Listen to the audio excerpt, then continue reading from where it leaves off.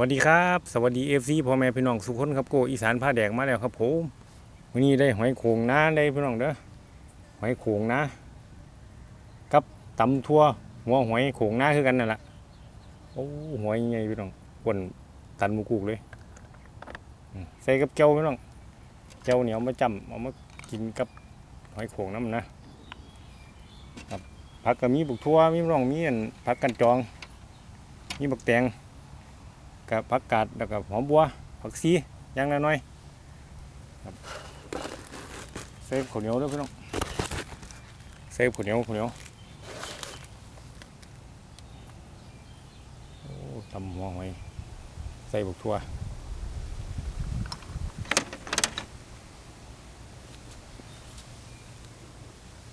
ผักใช่ไหม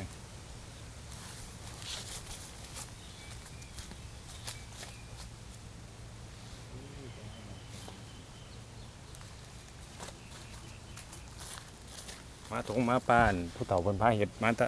สมัยเป็นเด็กหน่อยบนจำได้นะพี่น้องจะของงานไปเขาส่งลุงกำนันเด้อคนพาวานนะก็เลยมาแซมๆกันครับ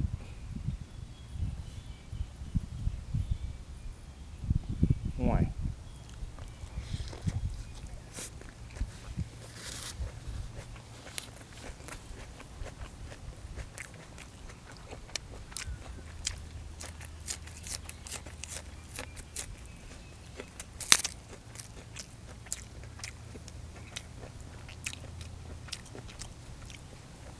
หอยนี่ที่มีความหวานเนาะ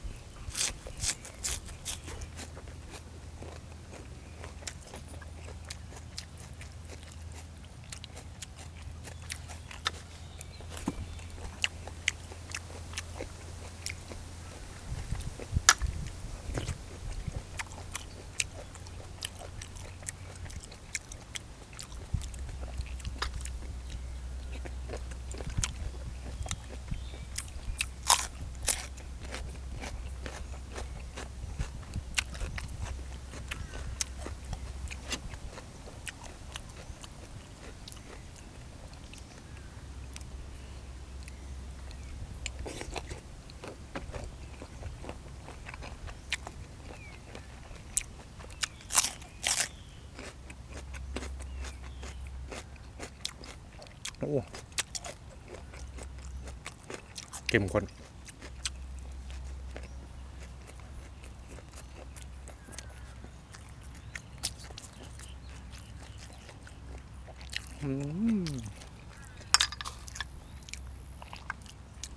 ที่เด็ดเลยตัว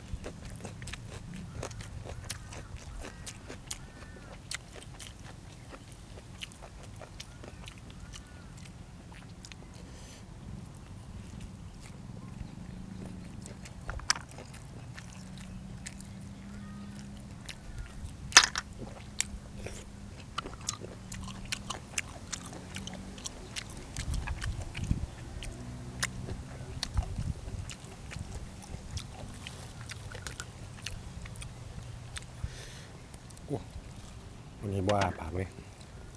ฝาบ่เปิด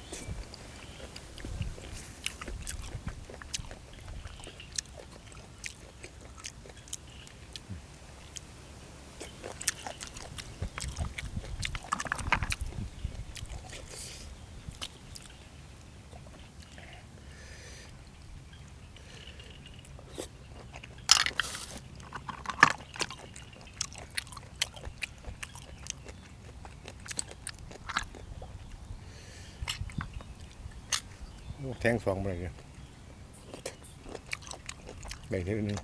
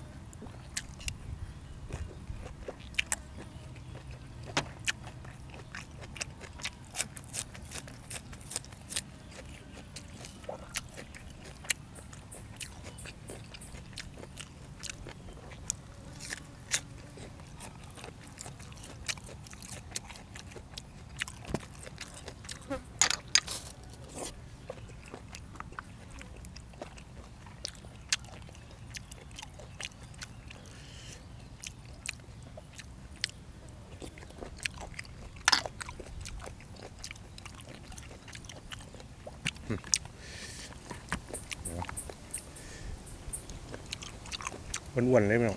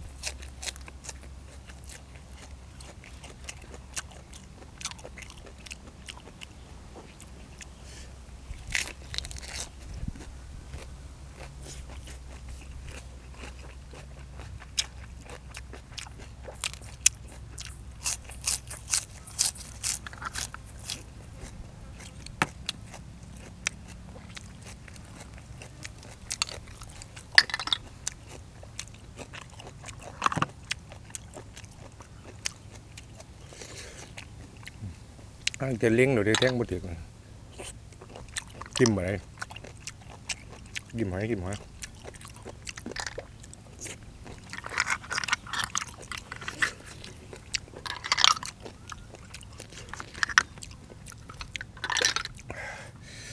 เผ็ดบ้าง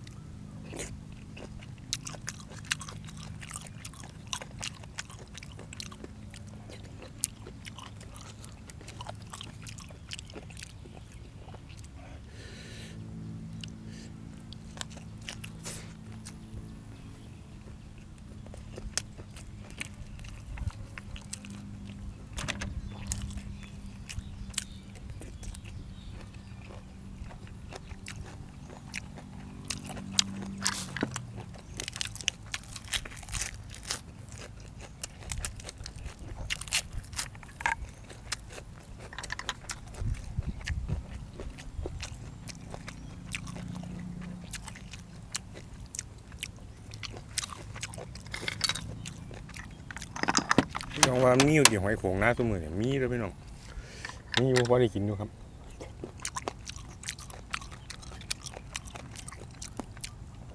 ไปตลาดหรอกว่า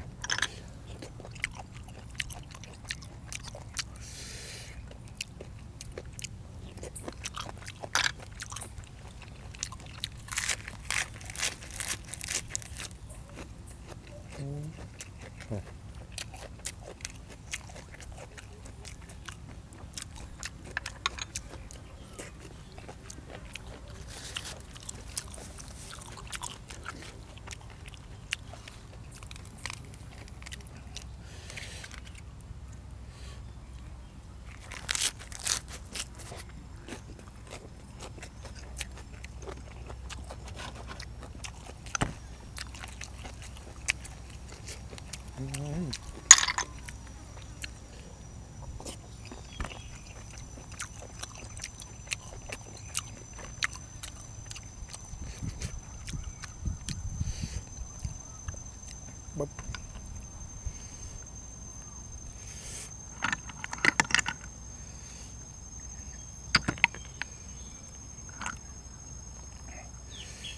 บ๊บโอ้ยสีไปน้องโอ้ยหอยหลุนหาเลยมา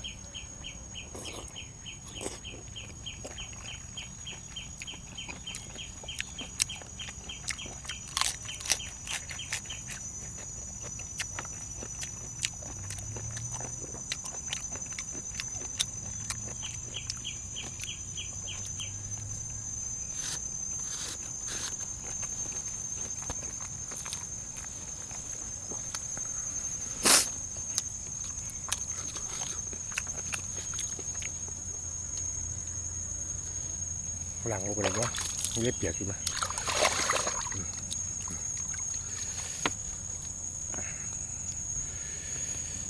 โอ้ตรวจจัดครับพี่น้องเนี่ย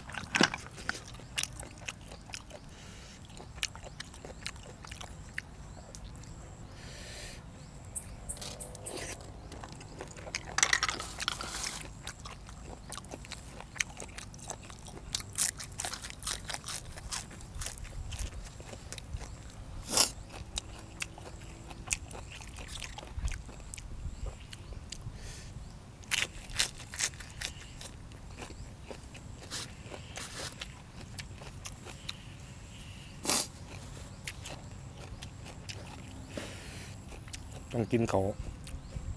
น้ำพี่น้องบดว่ามันจะมันสบายท้องนะ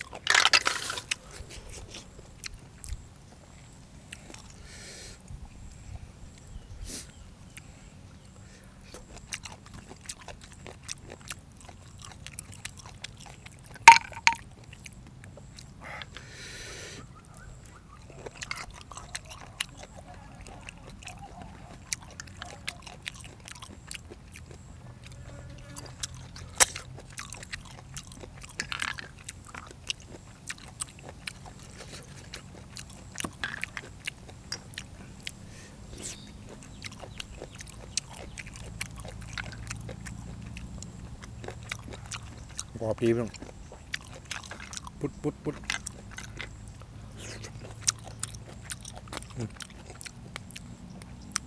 โอ้หน่อยนี่ไม่ตู่เลย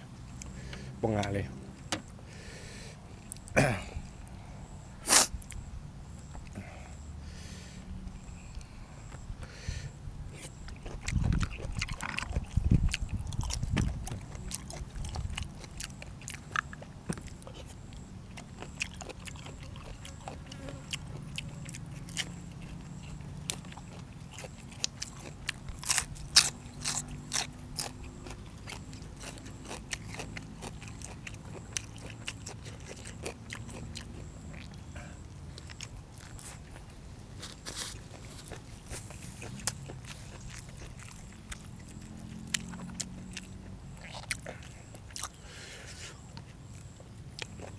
กับตำทั่วอย่างเขากันครับเนี่ย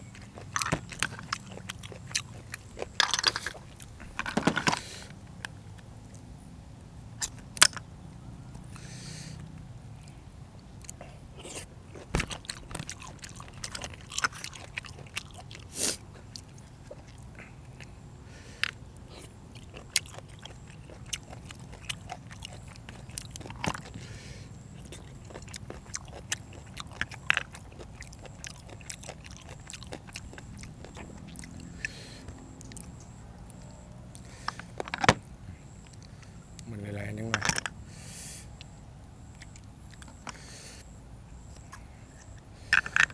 ก้นบ่ออกคนนึง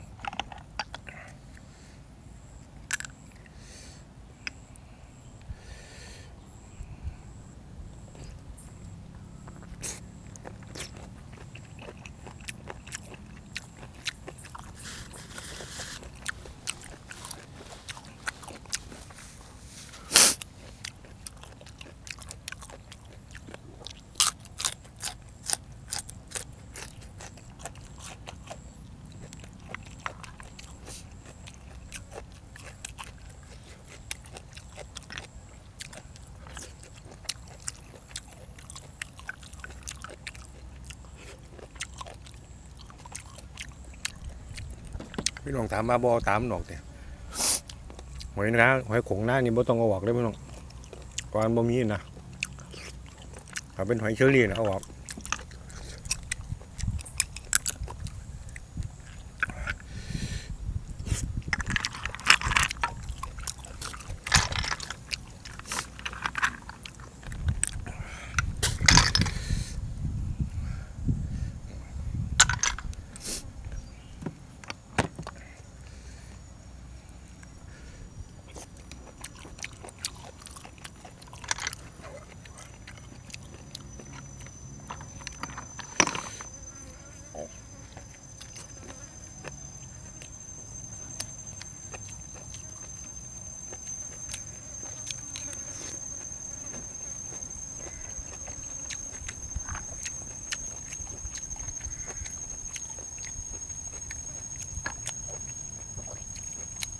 อ้ยหน่อยเดียว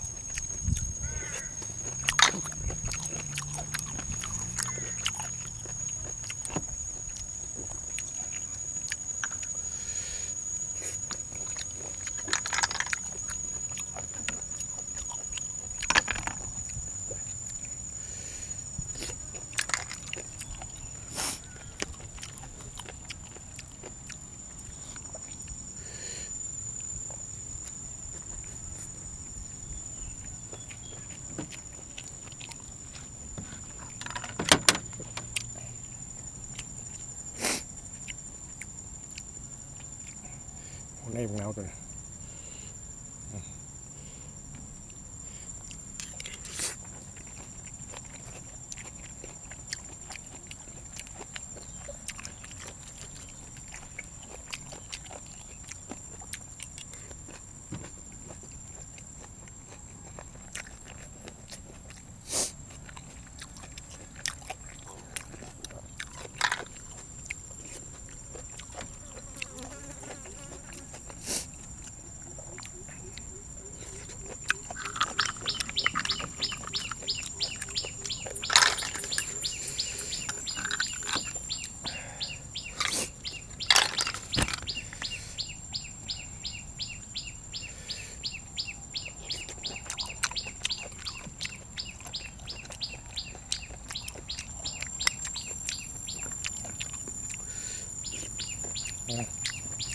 มองแข่งกันบัด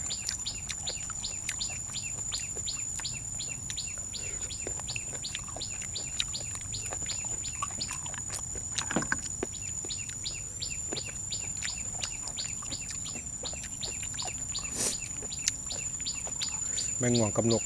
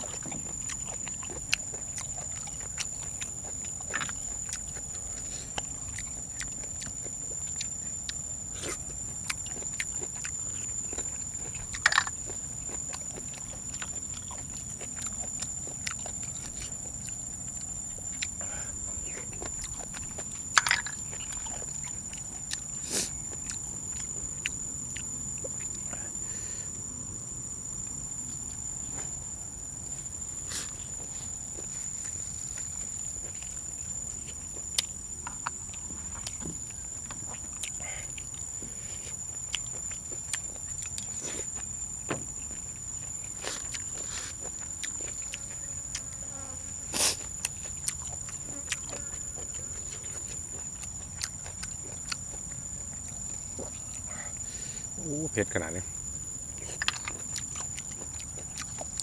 ใส่พริกแห้ง พริกแห้งกับพริกสดปนกัน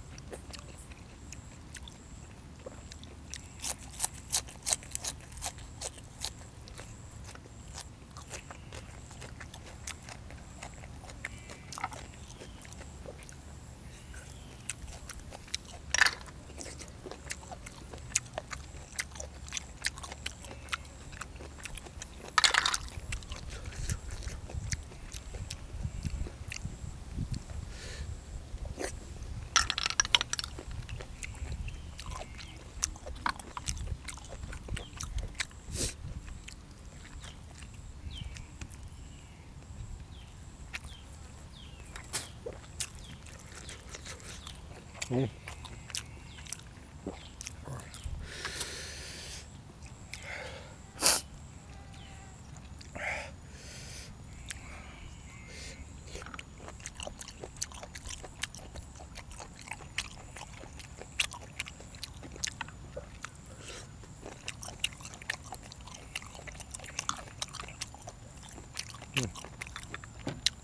ต่อไปคอดักอีกรอบนึงดักไว้แล้วมันกินบ่ออก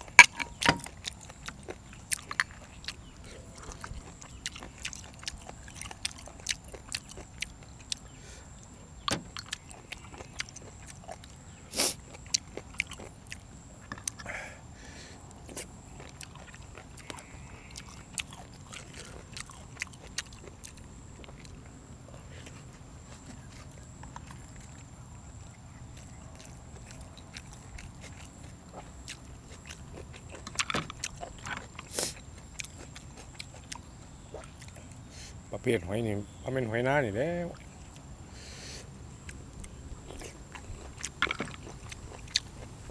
เนื้อมันจะกรอบไปหน่อยกรุบกรุบกรุบหอย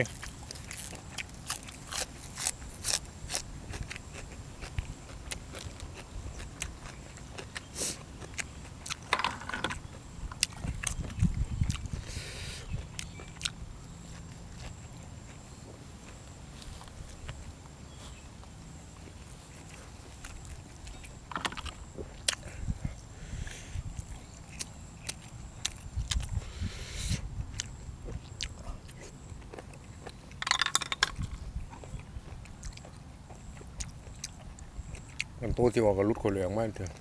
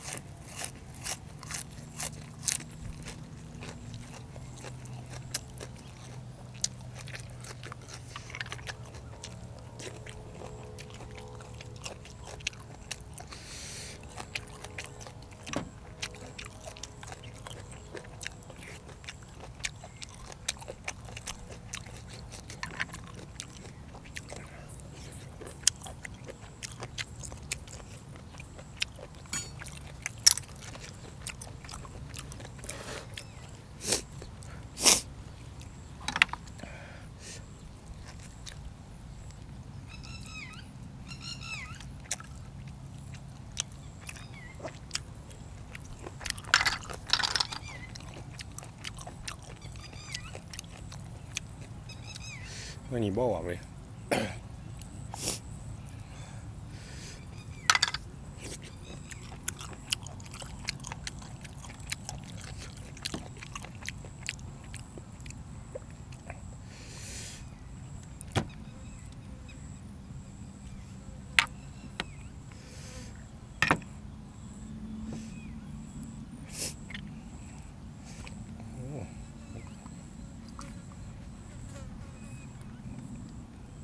เบา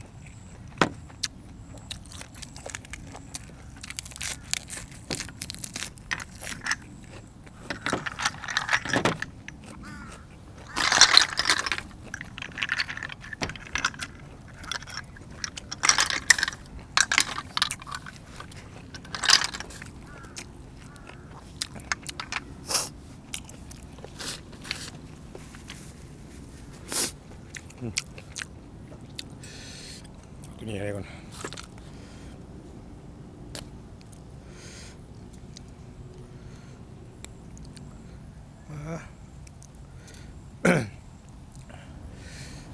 กดขอไปเรื่อยไปหน่องเกาะจังไรก่อน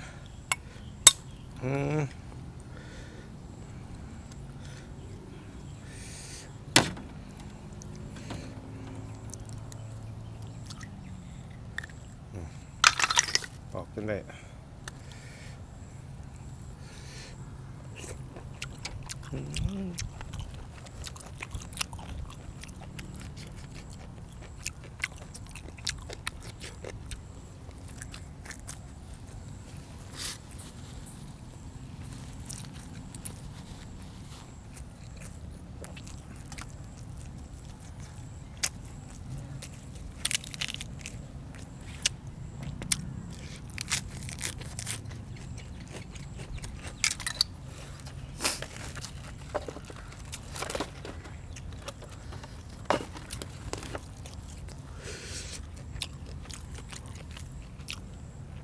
ตำให้โขงนะพี่น้อง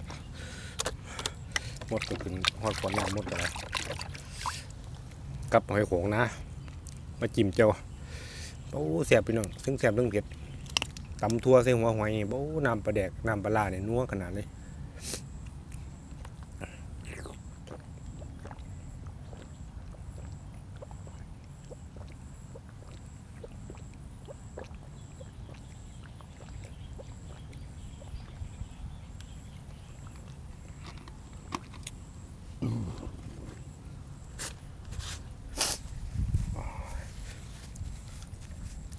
กับเบิ่งความบันเทิงเด้อพี่น้องเด้อครับผิดพลาดประการใดกราบขอโทษขอไปหลายๆครับกับคือเก่าเลยพี่น้องอยู่ดีมีแห้งกับสุขภาพร่างกายแข็งแรงลำรวยๆสุขผู้ทุกคนครับมื้อนี้โกอีสานพาแดกขอตัวจากลาไปก่อนครับสวัสดีครับผม